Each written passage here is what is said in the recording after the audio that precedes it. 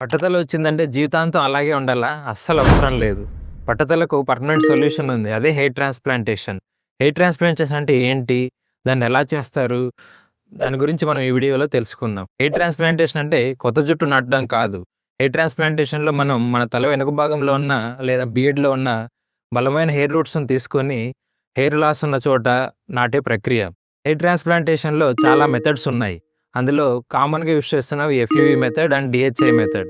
Hair transplantation తర్వాత మన daily routine లైఫ్‌ని కంటిన్యూ చేసుకోవచ్చు ఆఫ్టర్ 3-4 డేస్.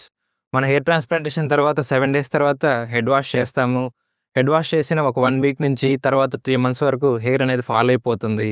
తర్వాత మనకు అదే ప్లేస్‌లో హెయిర్ అనేది రీగ్రోత్ అయిపోయి 6 మంత్స్‌లో కంప్లీట్ రీగ్రోత్ అయిపోతుంది. 6-12 మంత్స్‌లో మనకు కంప్లీట్ న్యాచురల్ లుక్ వచ్చేస్తుంది. హెయిర్ ట్రాన్స్‌ప్లాంటేషన్ మీద బయట చాలా మందికి సొసైటీలో చాలా అపోహలున్నాయి. చాలా మందికి హెయిర్ ట్రాన్స్‌ప్లాంటేషన్ మీద అవేర్‌నెస్ లేక బట్టతలతోనే జీవితాంతం ఉండిపోతున్నారు. హెయిర్ ట్రాన్స్‌ప్లాంటేషన్ మీకు సరిపోతుందా లేదా అని తెలుసుకోవాలంటే వెంటనే వారధి హెయిర్ అండ్‌లోని విజిట్ చేయండి.